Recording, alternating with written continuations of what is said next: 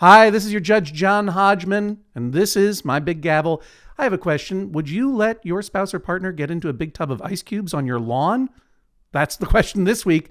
Find out, but before you do, make sure you smash that like button, smash that subscribe button, smash that notify button. If you see a button, won't you smash it? All right, let's get to the case. Welcome to the Judge John Hodgman podcast. I'm bailiff Jesse Thorne. This week, Submerger and acquisitions. Thaddeus brings the case against his wife, Kelsey. Thaddeus loves cold plunging. He tried cold plunging at home, but doesn't have what he needs to keep it icy enough. He wants to invest in some new equipment. But Kelsey says it isn't practical. Who's right, who's wrong? Only one can decide. Please rise as Judge John Hodgman enters the courtroom and presents an obscure cultural reference. My little boy is 4 years old. You know what he was doing? I caught him twice. In the garden, we have chickens. And he was just eating everything. It's strengthening the immune system. He was eating chicken poop. That was me at the moment. But that's only our concept. Nature knows. Nature knows how to make him strong and good. And then we become adults and we don't know what to eat. No need. Follow nature.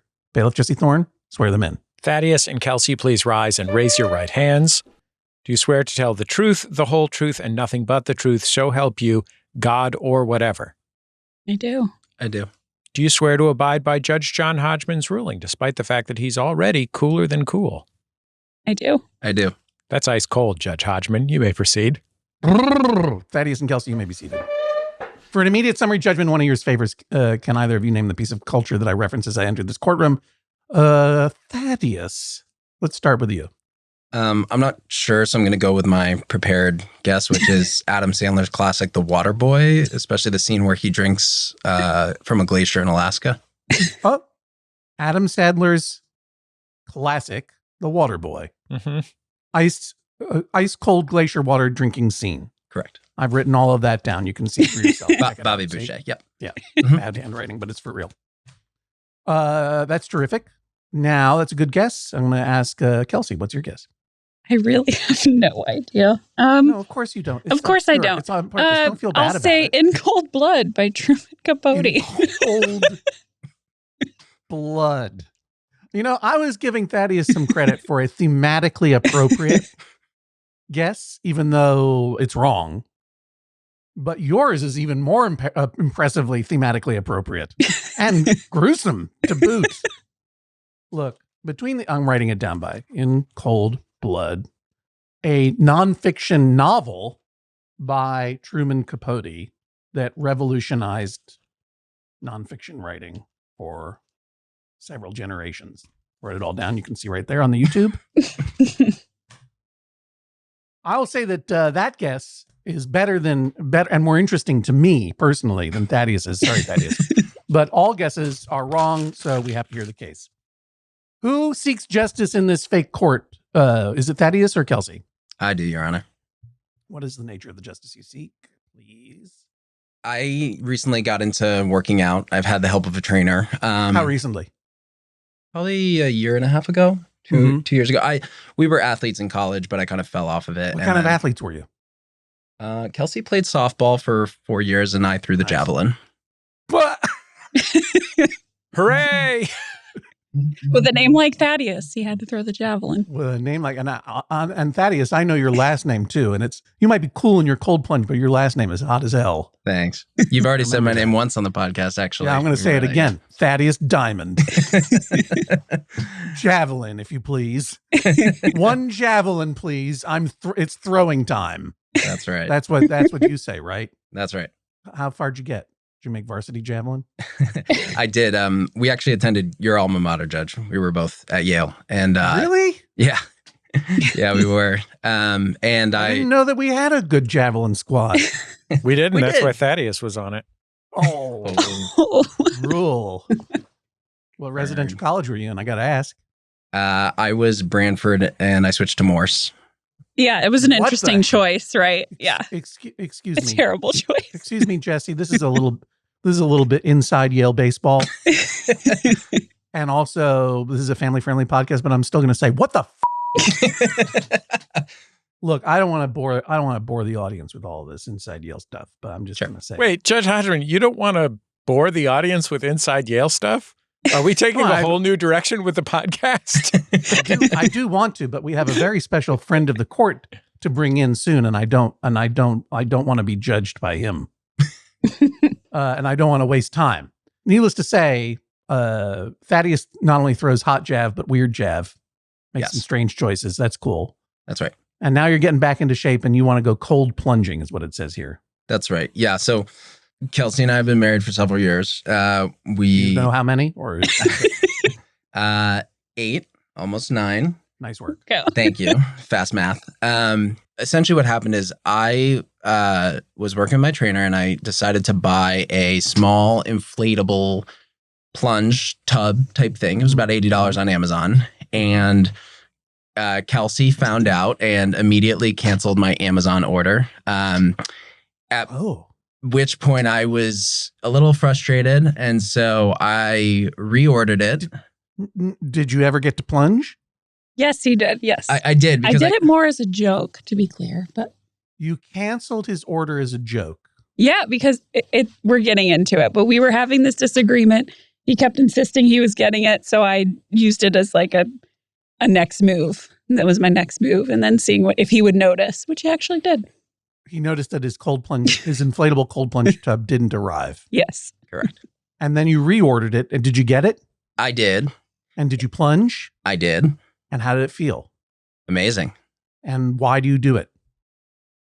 For me, it's a bit psychological. I don't know if I don't always do it immediately after a workout, but it just sort of, when you're in that cold, like you get in ice water, right? Yeah, that's right. So you fill it up with a garden in hose. that inflatable ice water bath. That's right. That you won. That you got something that Kelsey didn't want. Psychologically, that's got to energize you. And the sensation of a little bit of pain maybe brings you a little bit of joy when you're done with it. I'm going to ask you one more time, sincerely. I've been in cold water. I know what it does to you. Tell me why you like it. For the listeners who don't know why you would do such a thing. No, that is really why. I think you get a little bit of pain. You get a bit of a rush. It's almost like being on a roller coaster to me. It's that first drop that's sort of taking your breath away. You're only in there for, 2, 3, 4 minutes. And then when you emerge, there's sort of this feeling of almost like a dopamine rush afterwards. Like, oh, I just did something that was a little bit intense, but felt great. And now I'm past it. I just want to say for the record and for the listeners, it's nothing like going on a roller coaster. Hitting the top of a roller coaster and then going down is a very, very specific feeling of nausea and excitement that is different from cold plunging.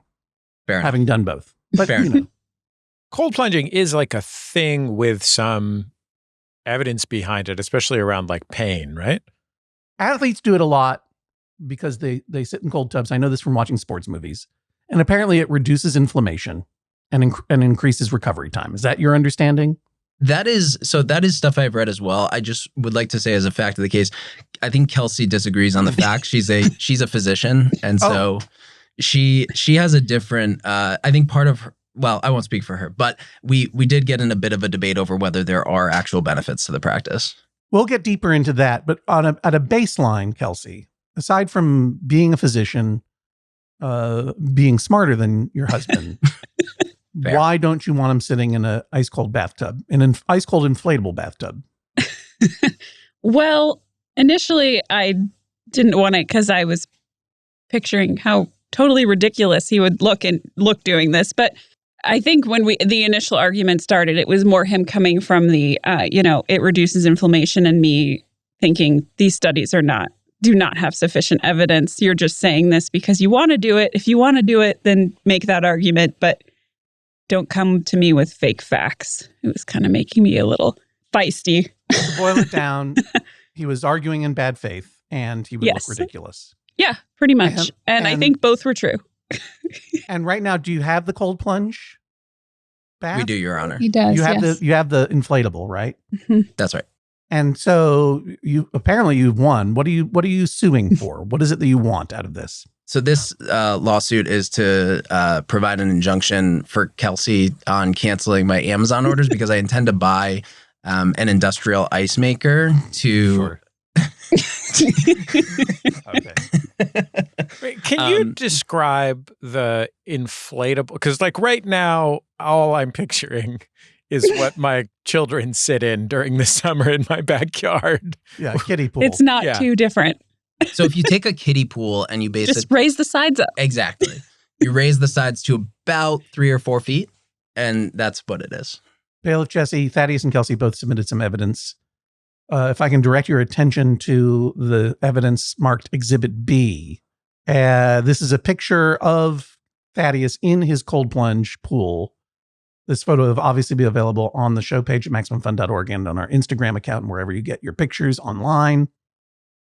Exhibit B, me using the cold plunge is the caption. Look how happy I am. Can you look at this doofus? Wow. Look at this. You know what it looks like? I'll tell you what it looks like. I have like a folding beer cooler with a San Francisco Giants logo on it that I bought for $1 at a garage sale that I occasionally use to keep drinks cold in the car on long drives. That's truly what it looks like. It is hexagonal and a soft hexagon. It's a soft hexagon. It has a little plastic spigot on it. I guess that's why it costs $80. And then Thaddeus is fully folded within this. Yeah, that's right.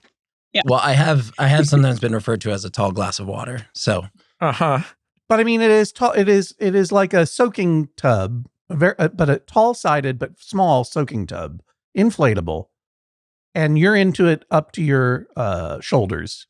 Yes. And let the record show, or let me remind the court that it is not the bailiff's job to be impartial, but I have to pretend to be, so I'm not going to laugh at you in your face about this. Yeah, we'll do that later together, John.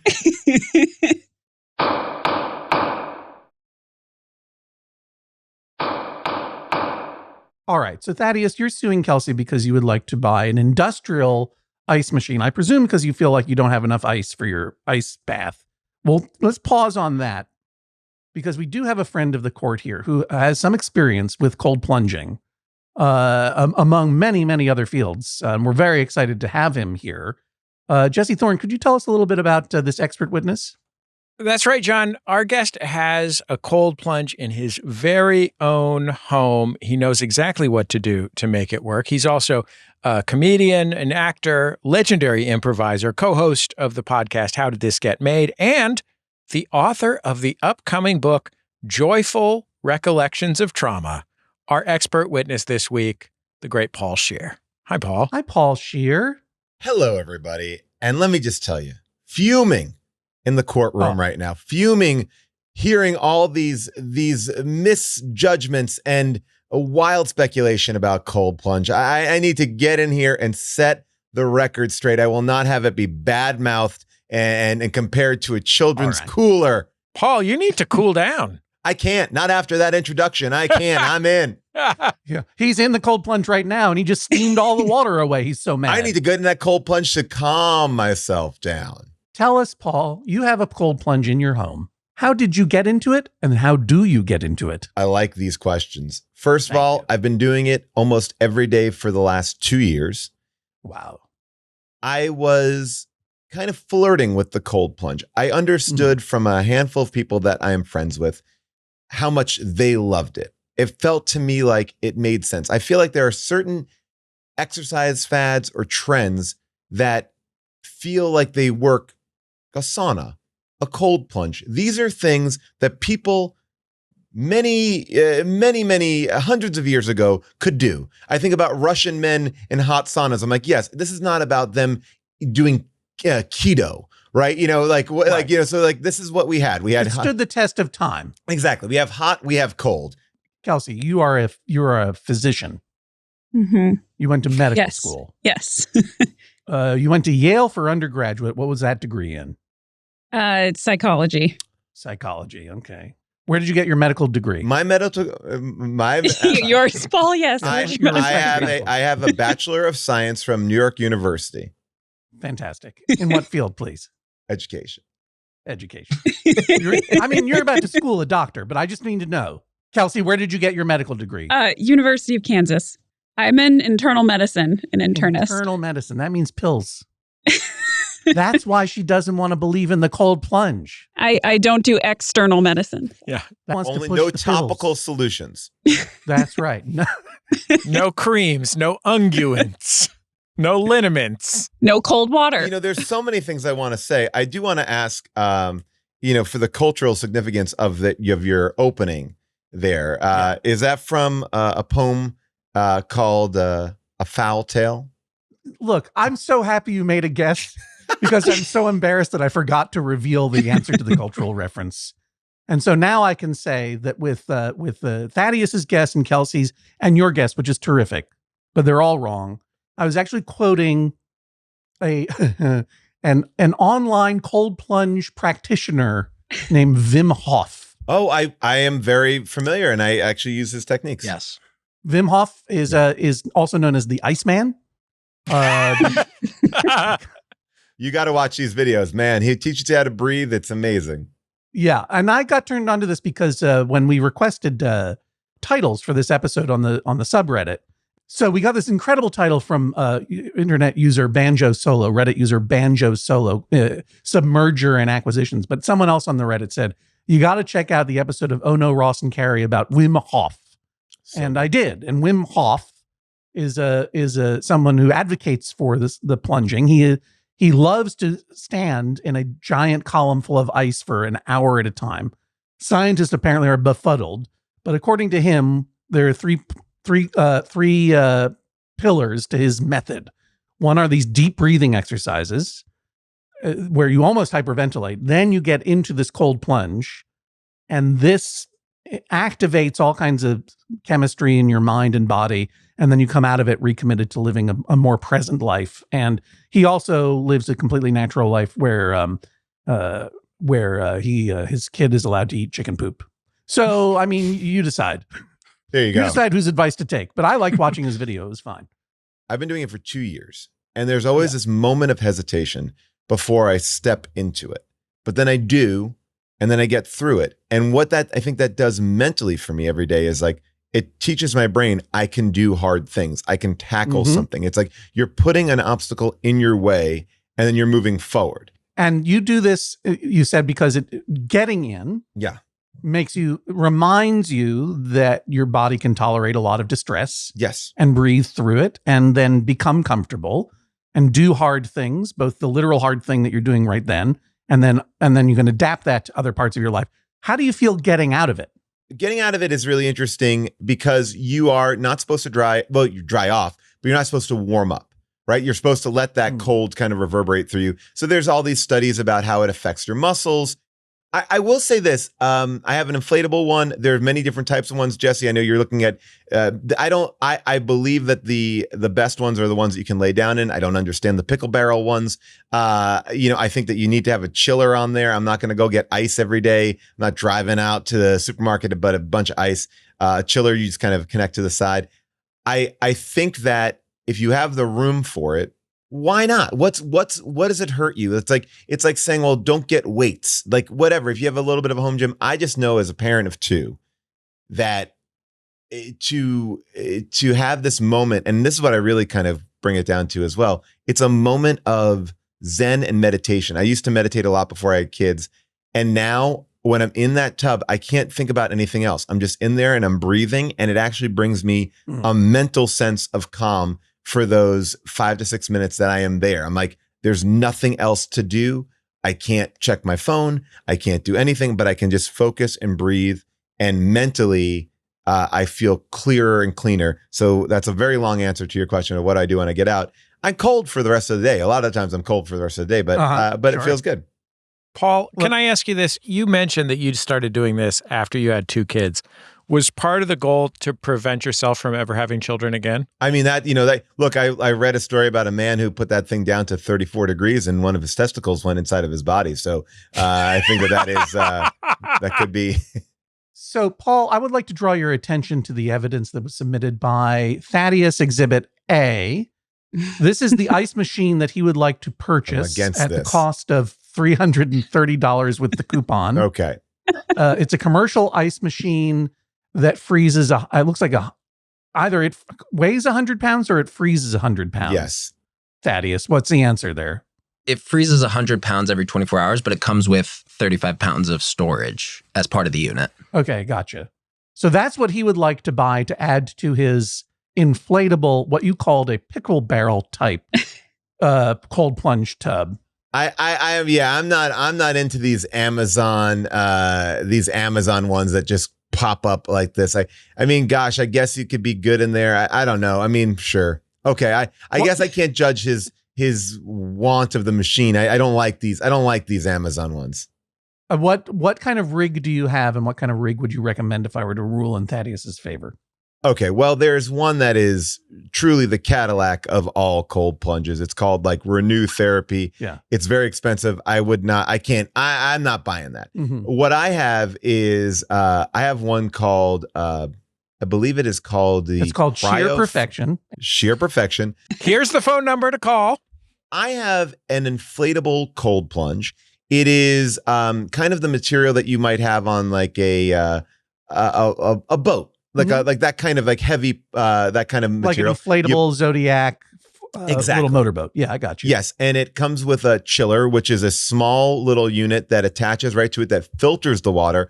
Unlike that pickle barrel in evidence, this actually cycles the water through. You never need to put ice into it. You have that, you attach it to it, and you filter out the water. You do this entire thing. It's very easy, no muss, no fuss. And it also keeps it clean, so you don't have to redo it every single day. Because what you're talking about here with this ice machine, which is giant, is that it is a giant pain in the ass. And now if you do break your hobby, like the other evidence I see here, I don't want to get ahead of it, but yeah. I understand that Kelsey is worried that you're not going to commit to this. And that was my fear too. I didn't want to spend thousands of dollars on something I wasn't going to commit to, but I did spend $3,000. Well, I guess that is thousands of dollars. I did spend yes. But I did spend $3,000 because I was like, that was to me an appropriate amount of money that, like, comparatively to other ones. Yeah. That I didn't want to go all in until I knew I was going to do it. And now I'm very happy with what I have because it wasn't the most expensive. It's inflatable, which means you can carry it wherever you want to do it. It comes with a giant backpack, if you'd like. You can put it outdoor, you can put it indoor. And you don't have to worry about going to get ice. And if you give it up, you can always resell it. This ice machine, that in your house, that to me just seems like who wants that? We should explain, Paul, that Thaddeus is also thinking about opening an Arby's. Oh, okay. Well, then then we have to talk about the ice texture. What kind of ice is this thing making? Yeah, that's a concern. I'm not going to lie. That's a major concern for me with this ice machine.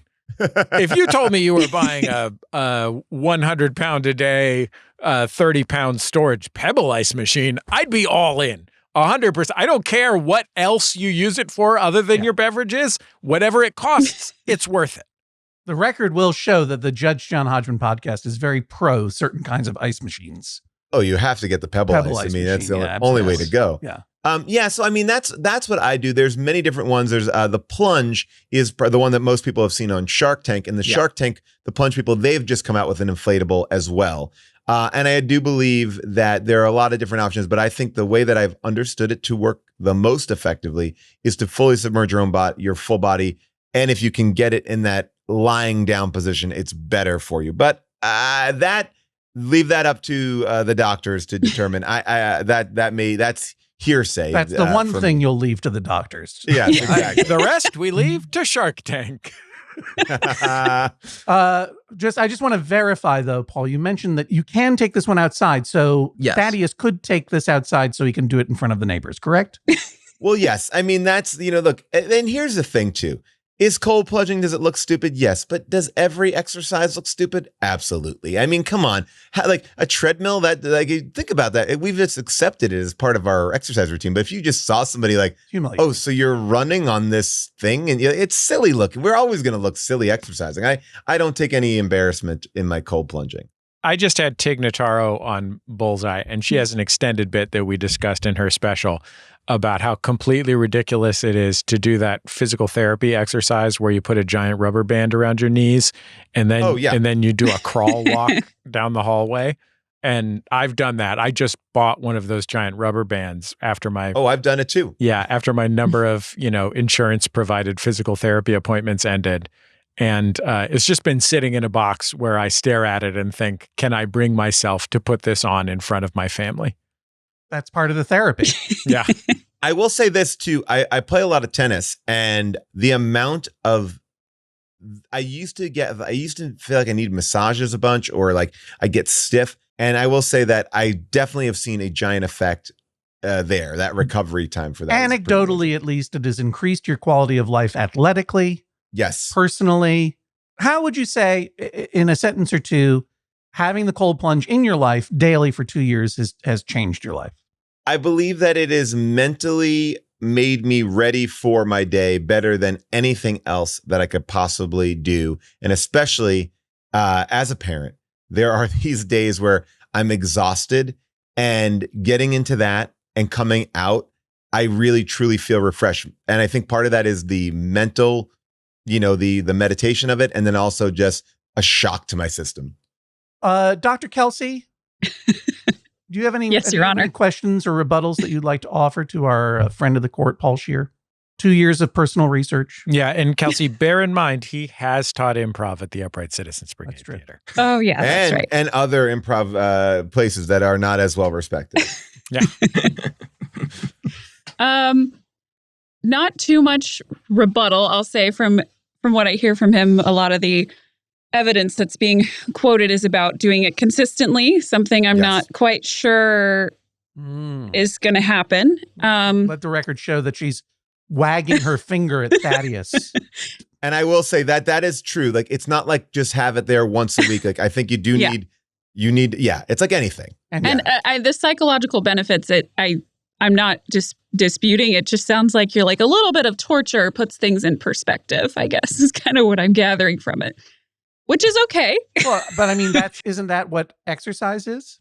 I mean, of all kinds? I feel uncomfortable. This is, I feel uncomfortable. This is, unpleasant. Yeah, I mean, you played softball in college, Kelsey, so you may not be familiar with aerobic exercise. But people who do cardio... Like javelin throwers, for example. Like longer than 60 feet. Yeah, like a javelin thrower, yeah. You put yourself you push yourself to a pain threshold and then get past it in almost every form of physical exertion. And then it has a psychological and so long as you don't injure yourself, a physical benefit, I suppose. Well, Paul Scheer, thank you for your testimony. No problem. And can I say one thing too? Because I know I came on pretty strong. I didn't want to come at Kelsey. You were fuming. I was fuming because I get it. I get there's all these things, misnomers out there. But I will say this, to your point, regularity is important. But that's why you should not buy. You should take my supplements. Yeah, that's why I eat a bran muffin every day.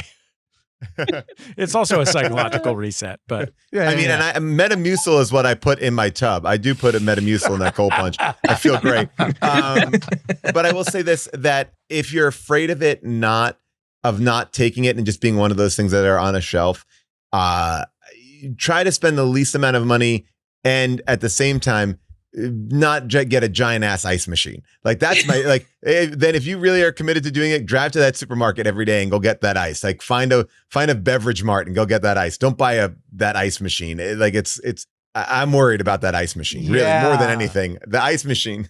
Paul, before we let you go, tell us about what's going on. You've got this book coming out, Joyful Recollections of Trauma. Yes, I wrote a book. It's called Joyful Recollections of Trauma. You can order it now. I mean, I don't even know when you're listening to this, but it's okay because if you pre-order it, you get a nice surprise. And if it's out, you get it. So either way, and it's a book, kind of a memoir of, over the course of the 14 years of doing How Did This Get Made, I have told many stories of my childhood.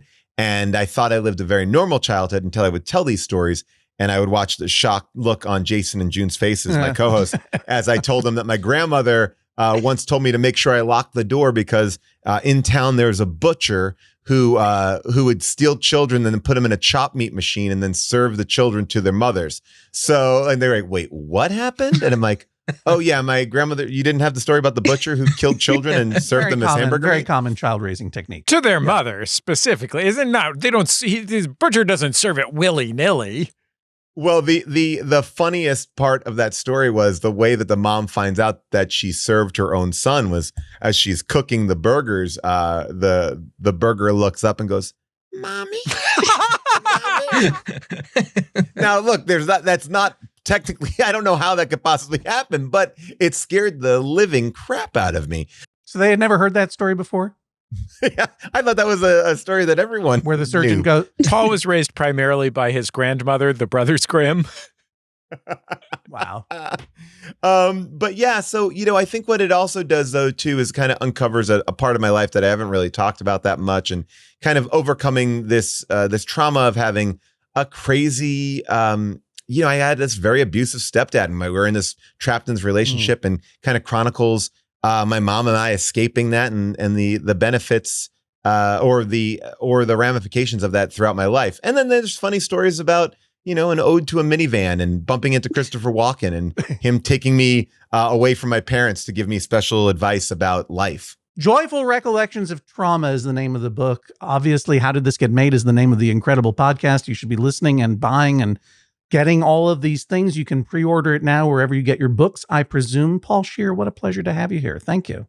Yes, you can. And if you pre-order it, you can sign up on my website and you get like DVD special features, or I should say book special features. I made a whole part of my website that is like addendum material that may not make sense before you read the book, but after, you'll see some fun videos and things and clips and pictures. Not many people funnier than Paul and Jason and June. Three of the absolute funniest and most delightful and bright and insightful as well. I feel the same about you all. And so it's a pleasure to be here to be an expert witness. And let me tell you this, I respect you all so much that if you agree with me or if you disagree with me, it does nothing to lose your position in my mind as great people. I strongly recommend, by the way, John, if people are looking for an episode of How Did This Get Made to start with, I think this is very common in the How Did This Get Made community that people will recommend the barbed wire episode from roughly 2011 featuring Jesse Thorne. It's a great episode. About Pamela Anderson's action movie, Barbed Wire. Can't wait to listen to it, Paul Scheer. Thank you for keeping us high in your estimation, no matter what we rule today. And I was going to say, with regard to you, as far as I'm concerned, the jury's still out, but that's not true. They just came back in and they vote unanimously. You're the best. Thanks so much for being here. My pleasure. Thank you so much. Good luck on your cold plunge quests. Thank you. Thank you. So we heard from Paul Scheer, obviously a proponent. Any first reactions to what Paul had to say, Kelsey or Thaddeus? So it seems like a lot of the benefits he was talking about are more psychological. Mm-hmm. We didn't get into the weeds of the studies, that's okay. We didn't have to do that. But it seems like benefits are psychological and also being consistent. And the consistency is the part that I have concerns about. And respectfully just want, Thaddeus to prove to me that he can be consistent in something before we go out and buy a huge industrial ice maker that will never leave our home. And you have submitted evidence and are prepared to give testimony that Thaddeus has not been particularly consistent in his hobbies before. Is that correct? Yes, that is correct. Let's take a look at this evidence. I'll explain what I'm seeing as I see it. Submitted by Kelsey, Exhibit D, hobbies that Thaddeus has started and not kept up. I see a tagine, which is a traditional, I believe, Moroccan earthenware cooking Vessel. dish. Yeah. Vessel, yeah. And that is on a shelf where I presume it has lived for most of its life. Is that right, Kelsey? Yes, it has been used once. He did a good job with it, but then afterwards also didn't technically clean it correct and shattered the top part. But he replaced it, and then he has since never used it again. So he's got a new tagine cap Yes, that's never been used. correct. That's an incredible Ernest Hemingway story, by the way. I believe I used it 3 times before it cracked. All right. I'll No. enter that into the record that you did that. 3 times, and then what did you wash it in your cold plunge so the ceramic cracked? I did accidentally wash it in water that was too cold while it was hot. So the clay cracked. Cracked your tagine cap right there. Then I see some rice and looks like a package of red mole mixture of some kind. This is another vessel for cooking a different dish to try to make mole. As you can see, this is actually totally untouched. He purchased this and has yet to make any mole. Thaddeus, is it true that these packages of rice and mole have never been opened? Yes, Your Honor. But in my defense, I think mole is a 1-day preparation time. There's a lot of work that goes into a mole. So I would argue I just haven't found the time, but I will do it. How long ago did you purchase these things? I think I bought this about a year ago. Oh, yeah. It's amazing what these people get up to in Kansas City. This is where they are, Jesse, if you didn't know. They're in Kansas City.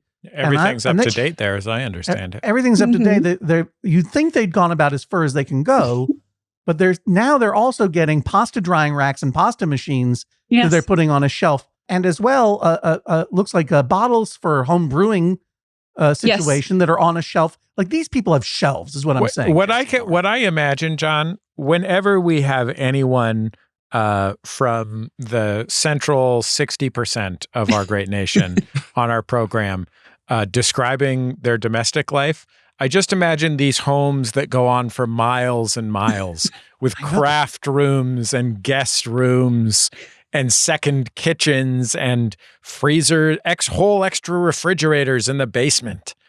That couple that had the whole room devoted to model railroad shunting. Exactly. So obviously pasta making and home brewing are also hobbies that you've taken up, Thaddeus, that Kelsey says you have not fulfilled or done often. Well, these I have done, and I would say in my defense, the pasta maker I did quite a few times, but I was not very skilled at it. So I believe that one was just a lack of confidence on my part is why I stopped. But I enjoyed the practice. And then the beer maker I did make, but it spilled all over our pantry. And so I haven't found the time to. He didn't do the fermenting process correctly. So then everything just bubbled out. Bubbled up and out, of course. Yeah, I put the hose too far down in the what are they called? The flask or jug there. Sometimes with these hobbies, there's a little bit of a lack of attention to detail about how to do the process. That Kelsey, you didn't marry a scientist. You married a meathead jock. You chose this javelin chucker.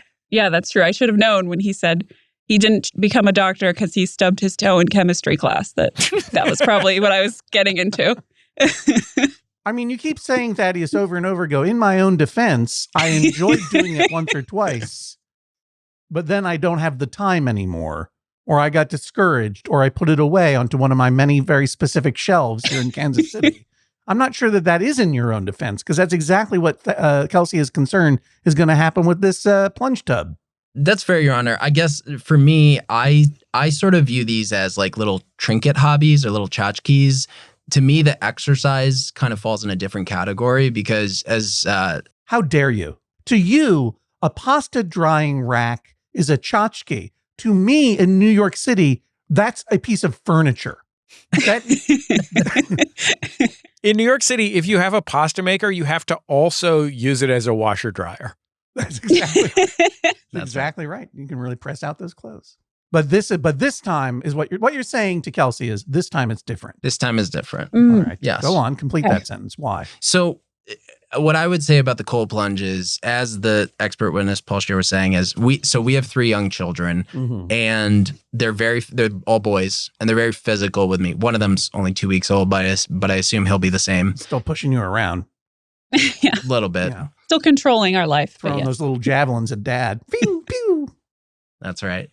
So to me, I feel like at the end of a long day, and I do regularly exercise every day, at the end of the long day, maybe after putting the kids down for bed or after having done my exercise, I would like the option to have a cold plunge as kind of a way to restore myself. And even if the medical science is not clear, just clearing my head and psychologically feeling that rush and that adrenaline would be helpful. Kelsey, why not a hot tub? I'm against hot tubs. Sorry. Do not like them. I don't even know why I intuited that. I was like, yeah, no, I don't. Folliculitis. Yes, you can get the hot tub folliculitis. I find them to be gross, frankly, and kind of tacky, for You a also better don't word. want water around the kids. Yeah. I also just don't want a pool in my house either for the same reason. I think there's a drowning risk. So I'm not really a fan of any of those. On some telepathic level, I just knew you didn't want a hot tub either. Yeah, exactly. I think what I was trying to ask is, would you have the same objection to a hot tub, which is a fairly normal thing that people tend to aspire to have in their home, but you don't want that. That's even worse. Which is worse, hot tub or cold tub? Probably the hot tub, because I can't fold it up and put it away and not see it anymore. It's just going to be there all the time, filled with water. Right. Whereas you have a couple of maybe you have 15 or 20 extra large shelves where that fold up cold plunge thing could go. I will give you credit that you have exercises different. You've been very dedicated and you have consistently done that for a year and a half. But the cold plunge, I still feel like I can count on one hand how many times you've done it. And so I'm, Your Honor, just looking for some kind of show of seriousness, like Paul referred to, of going to the store and getting ice. Yeah, because Paul Scheer was not into you getting that commercial ice maker. Well, Your Honor, I would say I think it's two hands for what it's worth that you could count on. But Does Kelsey have a normal number of fingers? As far as I can see, I think yes. so. Under 10 times. Under Yes. 10 times. And how yes. many, and if that were in 10 days, that would be something. But Well, there's a little more color to this, which is, so I think I got it in the summer, and then I did use it fairly regularly for the first couple of months. I would say at least once a week. Yeah. In my defense, I used it a few times and then got tired of it. Not a very good defense. Paul mentioned that what research there is has to do with water that's at temperatures below 60-ish, temperatures in the 50s or 40s. You don't have to go down to the 20s or 30s or something. In fact, you probably shouldn't. Correct. That's the temperature, generally speaking, of water that comes out of the cold spigot in your kitchen. So what's wrong with that? It's a great question, and I defer to Kelsey on the science. I will admit that I'm not contesting that she is smarter than me, so I don't want to fight her on that evidence about what temperature. But the big thing for me is in the Kansas summers, it can get to be 100, 105, 110, and so the outdoor spigot that we have is actually linked to a non-insulated crawl space.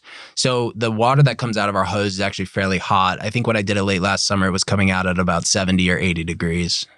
I would murder a human for a non-insulated crawl space. That's all I'm saying. Yeah. I would never murder a human. He would murder a human and use the human for insulation for his crawl space. I wouldn't do that. I'm not a figure from Paul Scheer's growing up. A local neighborhood monster of any kind. Just a simple neighborhood judge. It says here that if I were to rule in your favor, Thaddeus, that you would want to put the tub in the basement and get an ice machine big enough for him not to have to worry about having enough ice, which would also, I suppose, be in the basement. You really want to cold plunge in the basement?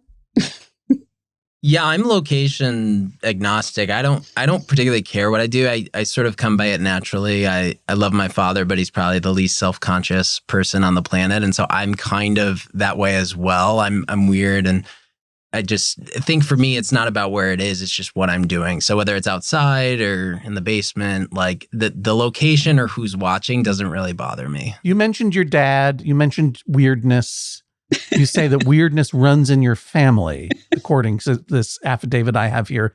And you submitted some evidence throwing your own child under the bus about how your son eats a hot dog. Explain the photo that I'm seeing here. So I think like genuinely, I think Kelsey thinks I'm just putting on a show, which is why she canceled the order initially. But to me, this is actually just hobbies I enjoy, so this is a photo of how my son eats a hot dog, which he believes it's a sandwich and eats it from the top. If you haven't yet gone over to the Instagram account or the show page to see this photo, no child is pictured, just one child's hand who was momentarily relinquished what looks like a very delicious hot dog. Yeah. That this middle son has been eating by holding it. A hot dog is not a sandwich, but he's eating it sandwich style. So he's not taking a bite from one end, but instead holding the hot dog like a piece of corn on the cob and Yes. taking a bite out of the middle with the hot dog facing him and the bread on the top and the bottom. I think that gets it across.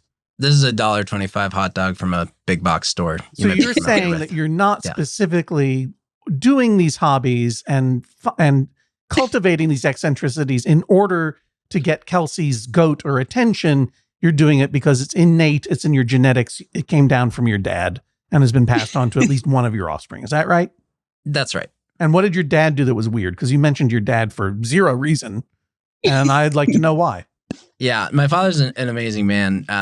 He's very interesting. But I think one story that comes to mind is he didn't quite know how to dress himself. So when he was going down to a family gathering, he came down with a purple turtleneck under an American flag sweater, and my mom had to tell him to go change because that wasn't acceptable attire. So he's always doing stuff like that. He's very interesting. I think I just figured out my Halloween costume, and it's not even May. Thaddeus, when Kelsey says that you don't follow through on your hobbies, and she doesn't trust you enough to ice yourself consistently to justify the purchase of a commercial ice machine, how does that make you feel? I think it's understandable. I love my wife dearly, so I tend to agree with her on most things. But I think this, like I said, it's a different category. So to me, it feels like I would treat this differently. Plus $300 for a sort of hobby is a fair amount of investment for me, just mentally. So I think it would compel me to use it more. Well, but spending money on hobbies, even though there were smaller ticket hobbies, never compelled you to follow through on them before. I mean, you said that each was like maybe a 40. Look, that pasta machine is not a $40 pasta machine. It's not, no, for How much sure. was that? I think there was a kit. In fairness, I also subscribed to a kit that shipped some of these. One of those, it was called Culture Kit, I think.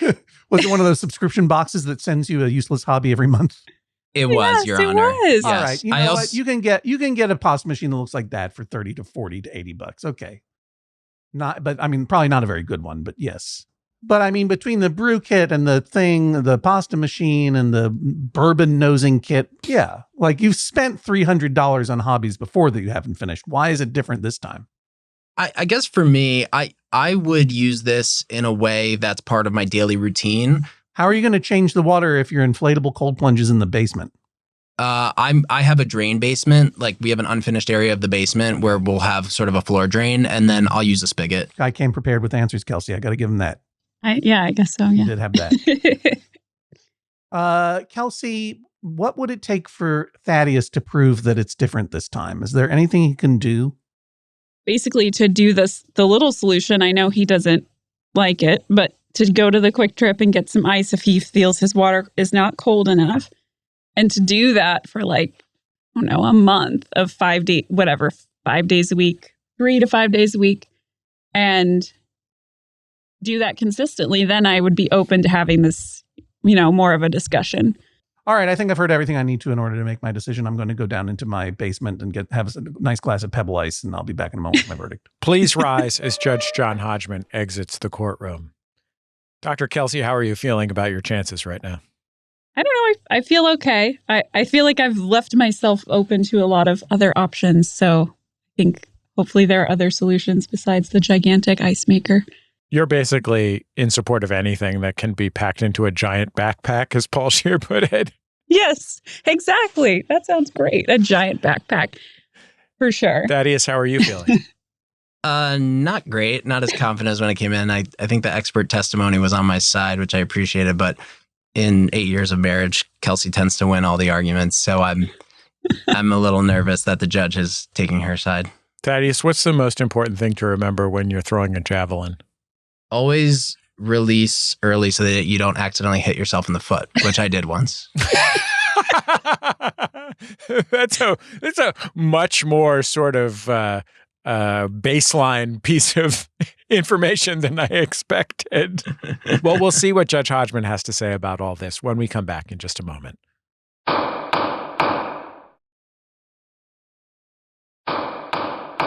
Judge Hodgman, we're taking a quick break from the case. Let's talk about what we have going on. What's going on with you, John? Jesse Thorne, I've mentioned it before, and now I can say it officially. The comedy stage at Wilco's Solid Sound Festival is booked and ready to announce. It's June 28th in Western Massachusetts, and you're going to go there and see Wilco and the large-scale installation art and everything else. I'm also here to tell you, on that afternoon, Saturday the 29th, the comedy stage is going to feature me and Jean Grey, plus Dave Hill, Sydney Washington, the great Todd Barry, the great Brittany Carney, and special add-on that we haven't mentioned yet, the great Eugene Merman. They're all the great. Come and see your favorite comedy friends. You'll probably run into a guest bail of Monty Belmonte, and he'll love to talk to you, and I will too. So come please see us up there in North Adams, Massachusetts. The whole festival is June 28th through the 30th at Mass MoCA. That's the Massachusetts Museum of Contemporary Art. It's Wilco's Solid Sound Festival. On the Friday night, Wilco is going to be playing Deep Cuts. On Saturday night, Wilco's going to be playing an incredible Wilco set with all kinds of music, arts, entertainment, and good food, by the way, in between. It's a lot of fun. I hope you can make it. Go to solidsoundfestival.com. Jesse Thorne, what do you have got going on? Well, I actually have a new Instagram account, so I hope people will follow me there. For years and years, when I signed up for Instagram, you couldn't switch between accounts in the Instagram app. Right. And so I was using Instagram for my menswear blog, Put This On, which is still online at putthison.com. And of course, our shop at putthisonshop.com. So if you follow at put.this.on, you will continue to get outfit pics and our PTO Man pics, which are compilations of some of our favorite outfits from social media that week, and all kinds of other, neat shop-related stuff, all kinds of stuff like that. But if you want stuff about podcasting and comedy and such, follow at Jesse Thorne, very famous. At Jesse Thorne, very famous. By the way, if you happen to work at Instagram, drop us a line because the person who has at Jesse Thorne has never used it.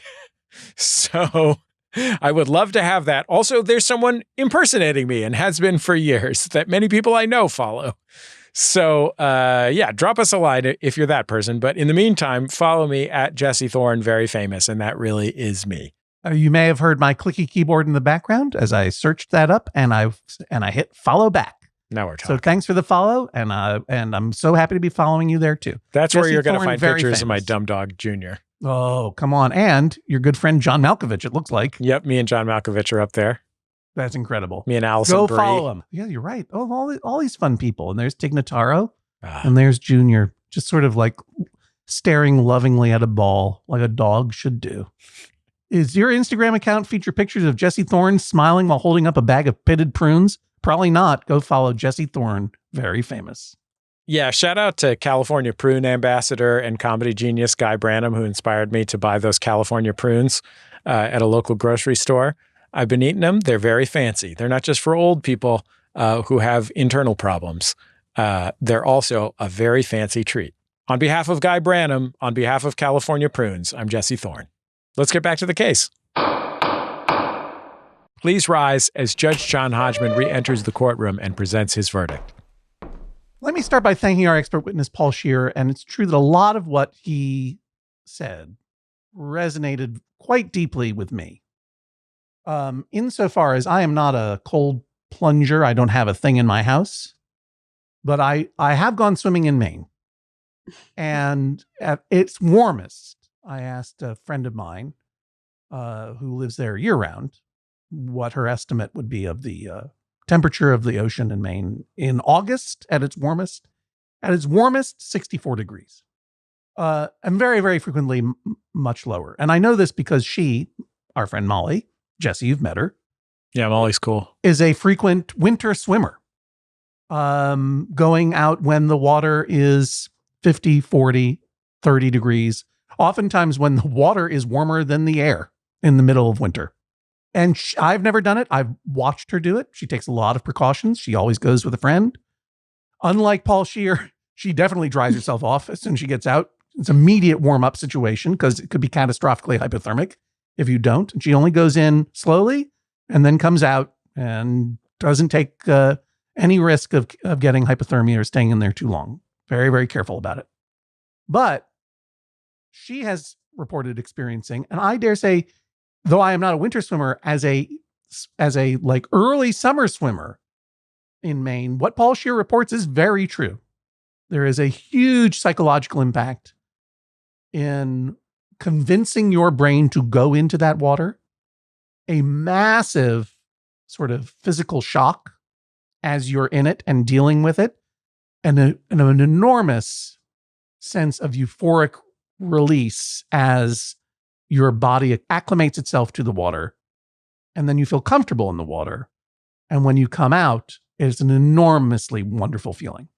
And I think that I make no claims as to the physical benefits, and I offer incredible warnings as to the possible downsides, which include not for nothing drowning, and hypothermia, and cardio shock. I mean, consult your physician.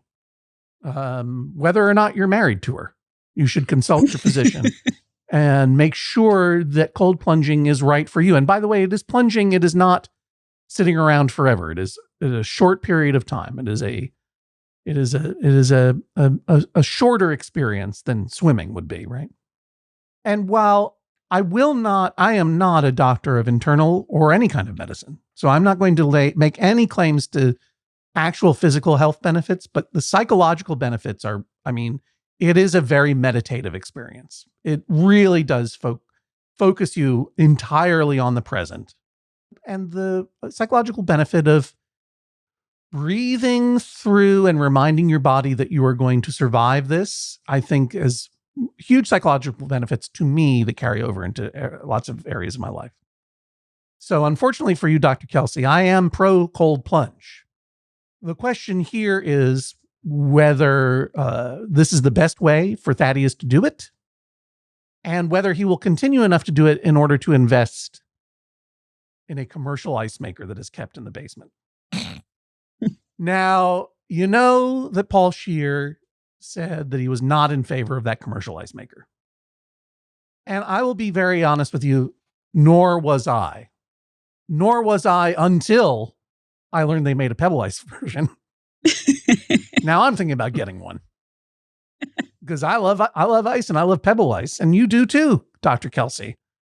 So what's the losing proposition here? $350. Maybe you get a coupon. Maybe you wait until there's a coupon and you have this thing in the basement. It gets Thaddeus off your lawn, and he'll just be chilling in the basement, chilling and draining in the basement. It seems like a self-contained thing.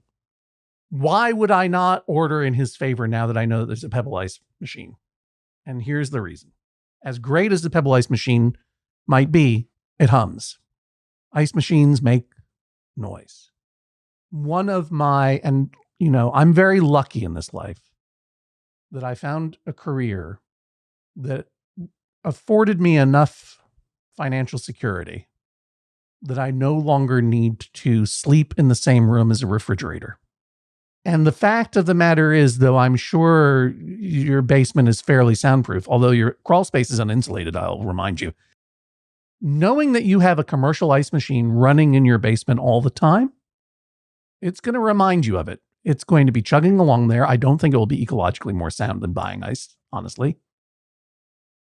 And it's going to hum. And it's going to make a noise.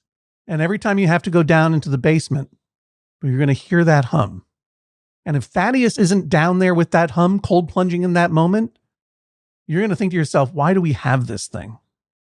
I don't necessarily believe Thaddeus will be down there plunging, because you gave me the evidence of all the hobbies that have been cast aside. And it's okay that he's cast them aside because he had fun with them for a while, but they're not plugged into your wall humming, reminding you all the time. Didn't do it.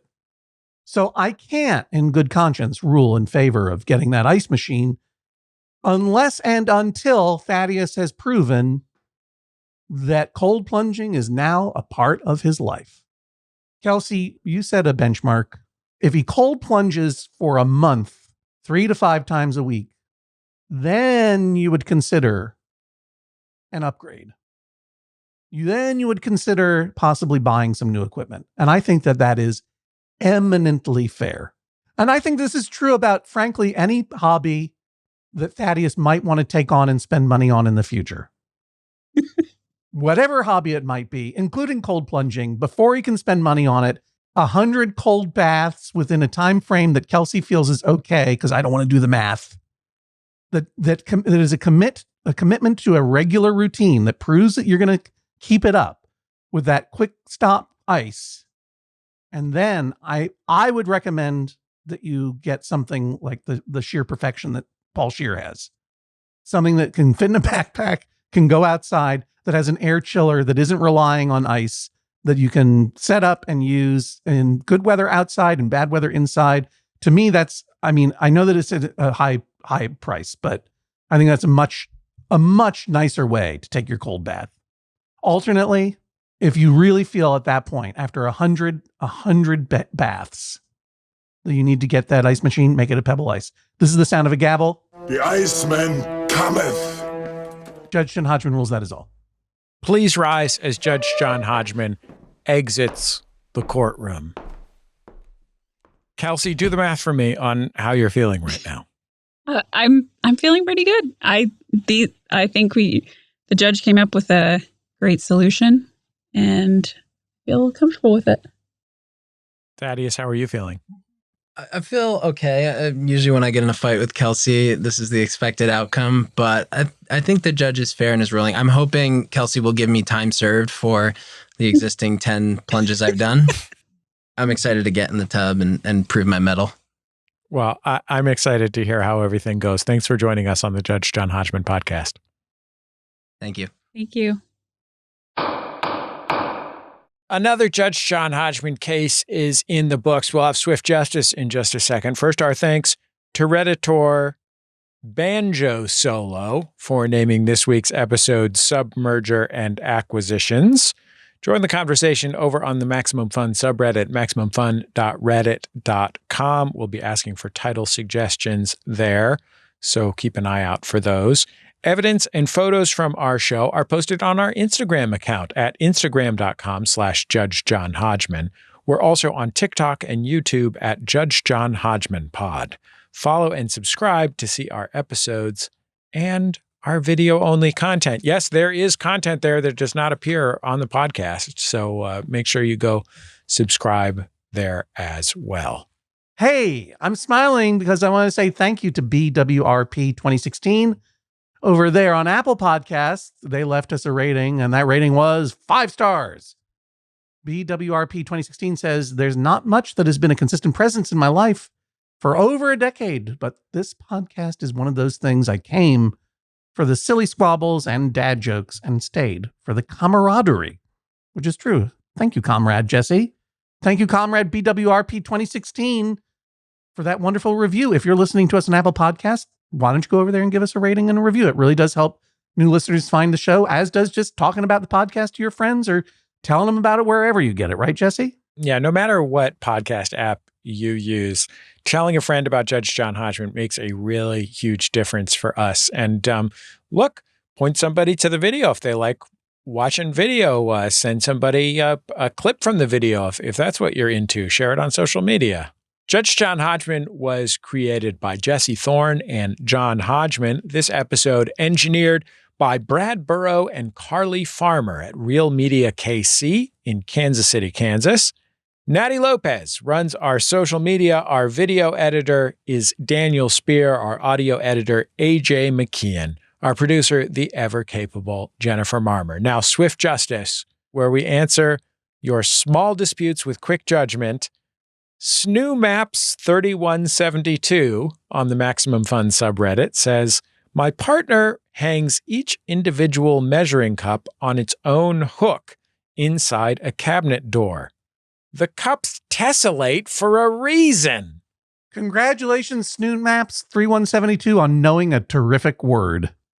SnoonMaps just goes, or SnoonMaps is like at the butcher and just says like, yeah, could you tessellate those steaks for me? Yeah. That's a great word, and I'm inclined to rule in your favor just because of your vocab, but it doesn't matter if you're not the one cooking.